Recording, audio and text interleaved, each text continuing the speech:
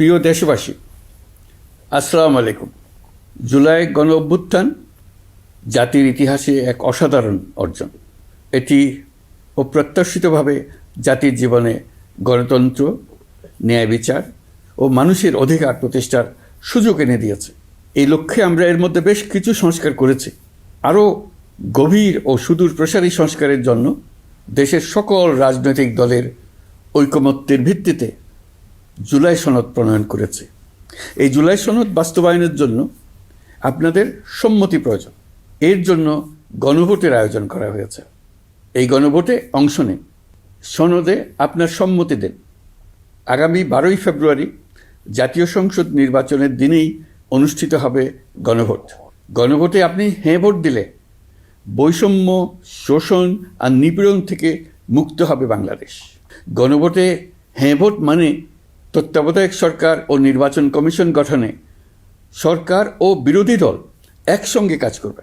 সরকার ইচ্ছামতো সংবিধান পরিবর্তন করতে পারবে না। গুরুত্বপূর্ণ পরিবর্তনের জন্য জনগণের সম্মতি নিতে হবে।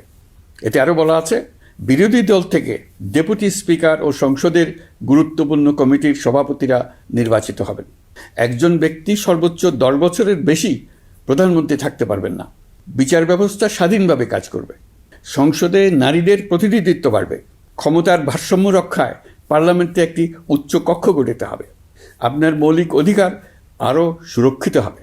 রাষ্ট্রভাষা বাংলার পাশাপাশি অন্যান্য জাতিগোষ্ঠীর ভাষাও সাংবিধানিকভাবে স্বীকৃতি পাবে। দণ্ডপ্রাপ্ত অপরাধীকে রাষ্ট্রপতি ইচ্ছেমতো ক্ষমা করতে পারবেন না। সব ক্ষমতা একজন প্রধানমন্ত্রীর হাতে থাকবে না। এবং এরকম আরও কিছু গুরুত্বপূর্ণ প্রস্তাব এর মধ্যে রয়েছে। আমি আপনাদের সকলের প্রতি আহ্বান জানাই, আগামী নির্বাচনে গণভোটে অংশ নেন। রাষ্ট্রকে আপনার প্রত্যাশা মতো গড়ে তোলার জন্য হেঁতে সিল দেন। নতুন বাংলাদেশ গড়ার চাবি এখন আপনার হাতে। হেঁতে সিল দিলে নতুন বাংলাদেশ গড়ার দরজা খুলে যাবে। হেঁতে আপনি নিজে সিল দেন, আপনার পরিচিত সবাইকে সিল দিতে উদ্বুদ্ধ করুন এবং তাদেরকে ভোট কেন্দ্রে নিয়ে আসুন। দেশ পাল্টে দেন। ইনশাল্লাহ আমরা সবাই মিলে দেশ গড়ার এই সুযোগ নেব। মহান আল্লাহ আমাদের সহায় হন।